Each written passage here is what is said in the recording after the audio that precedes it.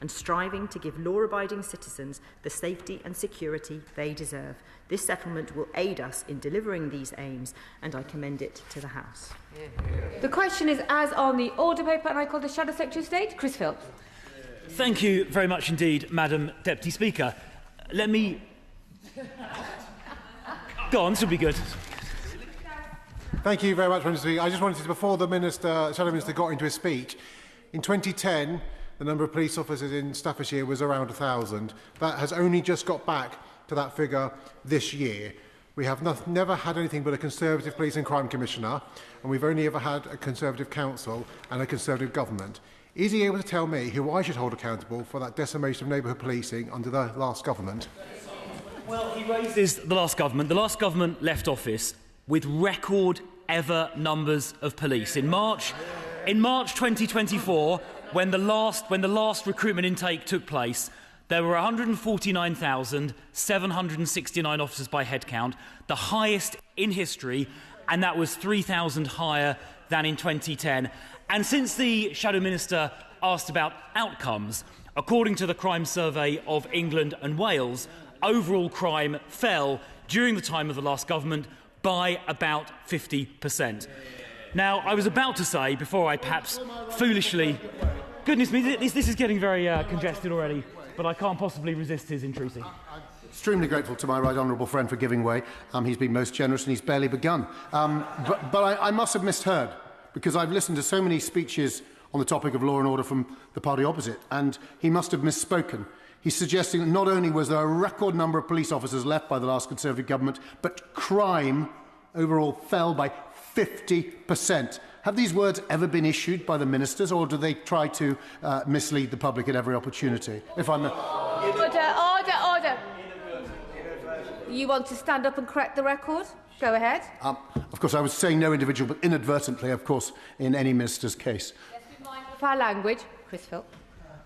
Well, no, it is true that members opposite forget to mention the record police numbers in March 2024 or the reduction in crime. There was actually more than 50% over the period. Now, look, I will happily give away quite a lot, but I haven't even started, and I've given away a couple of times already. And I was just going to start by echoing the Police Minister's tribute to police officers up and down the country who every day put themselves in the line of danger. I've attended the annual Police Memorial Service and seen and met with the families of officers who have tragically lost their lives while keeping us safe, and they should remain, I think, at the front of our minds during this afternoon's debate. Now, Madam Deputy Speaker, the Police Minister threw around some big numbers earlier about the increase in police funding that has been announced. But the increase for frontline police forces, the increase being given to police and crime commissioners, amounting to 4.5%, is not enough to meet the funding pressures and the cost pressures which they face. I spoke earlier today to Police and Crime Commissioner Roger Hurst of Essex, who is, as she knows, the finance lead for the Association of Police and Crime Commissioners, and Roger Hurst told me that in his assessment, this funding settlement is about £100 million short of the cost pressures police forces will face, meaning they will have to find cuts. And it's not just Roger. The National Police Chiefs Council, the body that represents Chief Constables, said on the 28th of January, and I quote, "Many forces are planning service reductions with consequences for officer numbers, staff numbers and resilience." In other words, both police and crime commissioners and the National Police Chiefs Council say this funding settlement is inadequate to maintain police resources. And it's not just them. The Labour Police and Crime Commissioner of Avon and Somerset has just had to cancel the recruitment of 70 new officers because of, in her words, lower than expected government funding. And the Cambridgeshire Police and Crime Commissioner says the settlement falls short of what is required. The Chief Constable of Cleveland says they face a £4 million funding gap under this settlement. The Essex Police and Crime Commissioner says the government settlement is insufficient to cover rising costs, as I said a moment ago. And Manchester, Greater Manchester Police, say they face a £32 million funding gap. So in summary, Madam Deputy Speaker, this settlement is not enough to enable police forces up and down the country to maintain their level of service. They're going to shrink and their services will be diminished. Now, she mentioned the money being provided for the neighbourhood policing officers, 1,750. Well, in fact, she didn't mention the amount of money being provided by the government, which is £50 million for that purpose. Now, if you divide the one number by the other, you get to £29,000 per officer.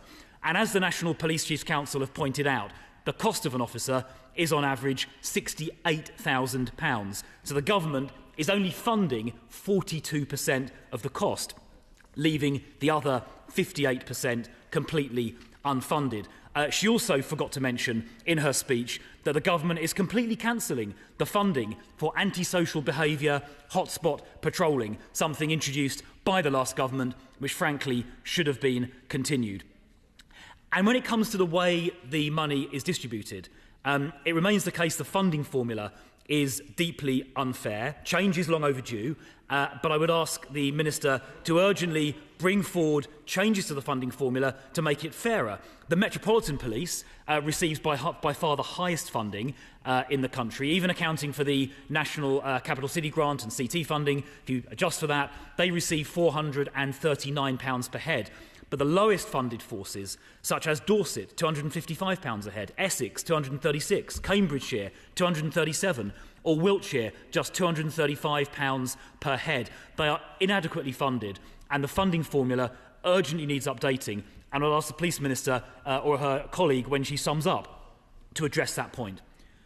Now, Madam Deputy Speaker, the consequence of this inadequate funding settlement is just the same as the consequence of last year's inadequate funding settlement, when my shadow ministerial colleague, the member for Stockton South, stood at this dispatch box and he warned the minister's predecessor that the funding settlement would lead to reductions in police numbers. He warned very clearly. And we now know that that has come to pass, because the most recent figures, just published a few weeks ago, show that in the year to September 2025, so a year entirely when Labour were in government, the number of police officers fell by 1,318. Numbers being cut under this Labour government. Now, they say they want to get staff. Let me just finish the point, then I'll give way. They say they want to hire staff instead to do jobs behind desks. But the number of police staff fell as well by 529.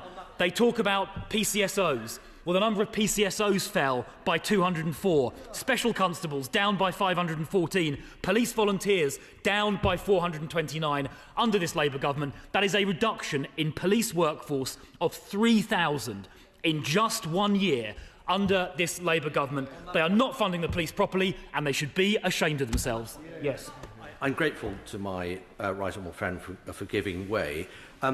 It's right, there are a huge amount of police staff that are never seen, support staff, admin staff, call centre staff, whatever they might be, and they play an important part in delivering the police services to all of our communities. But is it not the case that visibility in policing is needed, and it is only police officers who are warranted to make arrests when crime is committed? So for all the wonderful people working in the back office of all of our police forces, we still need police officers in the communities tackling the antisocial behaviour that he references, turning up at least occasionally at the parish council where the local police officer still has a reference in the agenda, and visibility absolutely critical around the fear of crime, and a warrant with a police officer absolutely critical in enforcing the law and making arrests. Is absolutely right. Only uniformed officers or warranted officers can make arrests. And that is why the fall in police numbers under this Labour government is just in 1 second, is so shocking. Now, they talk about neighbourhood officers specifically, but that, of course, ignores things like crime investigation. It ignores things like 999 response. It ignores specialist officers who investigate, for example, sexual offences. It focuses on only one part of policing when total numbers are falling, of course. Gentlemen, welcome the fact that there are 2,400 more police in our neighbourhoods now than there were at the start of this government. But the point is, she's cut other areas to do that. She's cut 999 response. She's cut crime investigations. She can use smoke and mirrors by focusing on only one part of the police world. The fact is, total police numbers are down, police staff are down, PCSOs are down, specials are down, and police volunteers are down. all under this Labour government. Now, I think his colleague from Harlow got there first, so I probably ought to give way there first. I thank the Shadow Secretary of State for giving way, and I do thank him for lobbying on behalf of Essex to get more funding, because clearly I want more funding for Essex as much as he does. I would just quote, I also declare an interest. I've stood against Roger Hurst in 2 elections, but I've got a lot of time for the work he does as a Police and Crime Commissioner. I really want to make that clear. He says in his own website, however, that he welcomes another 69 new recruits into Essex Police, making it the force bigger and stronger than it has ever been before, which doesn't quite fit with what the Shadow Secretary of State said earlier. Well, Roger Hurst, in common with many police and crime commissioners, has done a valiant job in the face of the inadequate funding. But as he said himself, and I quote Roger verbatim, the government settlement is insufficient to cover rising costs. That is what Roger himself has said. Now, let's look at outcomes, which the Police Minister mentioned. And it is a matter of deep concern, Madam Deputy Speaker, that under this Labour government, shoplifting has gone up by 10% to record ever levels. Robbery from business premises is up by 66% in the last year. Antisocial behaviour has gone up. Rape has gone up by 7% under this government. And sexual offences have gone up by 8%, of course. When he says that rape has gone up, does he mean that the recorded crime of rape has gone up? And does he recognise that actually everybody in this House should celebrate when women feel more comfortable to come forward to the police? Well, that isn't what she was saying when the rape figures were going up under the last government. Once is enough. And the fact that reported rapes are going up, to the extent that reflects increased levels of offending, that would be a serious concern. Go on. What is actually going up is rape charging, and actually, I just to make the record straight, I never ever criticised increased reporting of rape. What I criticised was the decimation under his government of rape charging that led to the worst record in history. Well, she will know that the change in the rape charge rate followed the disclosure rule changes after the Liam Allen case back in about 2017, and the last government set up Operation Soteria and a whole rape task force designed to increase the rape charging rates, and indeed they were increasing prior to the last election, and I very much hope that this government is continuing the work of Operation Soteria that was started by the last government. Now, in relation to the police reforms the Police Minister referred to, while there are some functions like counter-terrorism and fighting serious and organised crime that may well be better provided on a national basis, we will certainly be opposing on this side of the House the creation of approximately 10 regional mega forces that will see county forces essentially abolished, merged into enormous entities that are very far removed from the communities they serve, which will inevitably see resources drawn away from towns and villages towards large cities. And there is no evidence that large forces are either more efficient or better performing. In fact, the two arguably worst performing forces in the country, the Met and West Midlands, are also the largest forces in the country. And the history of Police Scotland, where they merged 8 police forces into one, has not been a particularly happy episode, and is certainly not a good case study for what is being proposed. So I would ask the Minister to think again about the creation of these mega forces when the examples of the West Midlands, the Met and Police Scotland indicate that large police forces do not perform well. Now, there is one area, Madam Deputy Speaker, where I will agree with the Minister, and indeed more than agree with her, actively support what she is trying to do, and that is the use of technology in catching criminals, and in particular the use of live facial recognition, which she and I have both seen being used very effectively in Croydon town centre and indeed across London, where in the last year 963 arrests have occurred as a result of using live facial recognition of criminals who would not otherwise have been caught, including a man wanted for a double rape dating back 8 years, who would not have been caught but for the use of live facial recognition. So I'd be interested to hear her plans for rolling this technology out across the country, accelerating its use dramatically.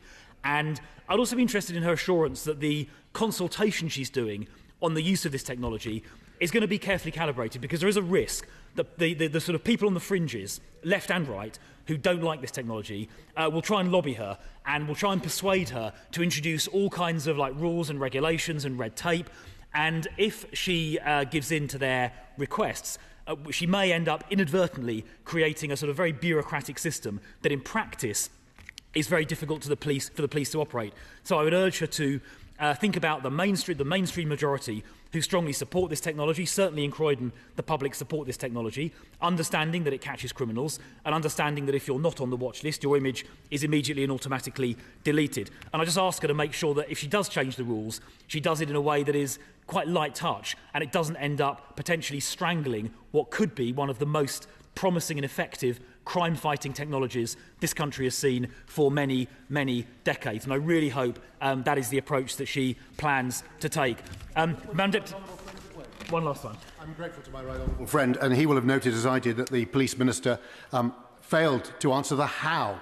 She said she wished to make sure that the creation of these massive new police organisations didn't lead to policing becoming more distant and remote and hard to influence, not least for rural communities, but she couldn't tell us how it will be done. Does he share my concern that we will end up with a larger, more bureaucratic system which is remote from ordinary people, and for people in rural East Yorkshire in particular, they're going to feel far away from decision-making?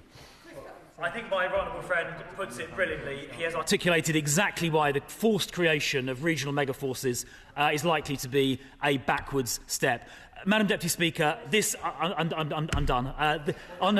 He may find that a matter of considerable relief.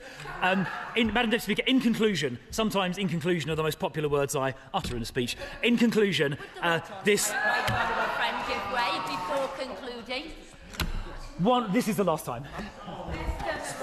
Thank you, Madam Deputy Speaker. But at a time of great pressure on police budgets and my Cheshire police force having to make redundancies, was my right honourable friend as concerned as I was that the Minister felt that the Labour Police Crime Commissioner could spend hundreds of thousands of pounds on vanity projects and accepting it rather than condemning it, and that money should go on frontline policing? Well, my right honourable friend is absolutely right, and it was disappointing the Police Minister did not substantively respond. She is quite right. Spending money on loads of communications officers instead of police officers to catch criminals is a misallocation of resources, and my right honourable friend is right to call it out. I will conclude here, Madam Deputy Speaker, by saying that this police funding settlement is not adequate to meet funding pressures. It will lead to continued reductions in police numbers across England and Wales, which will leave our constituents and our countries less safe.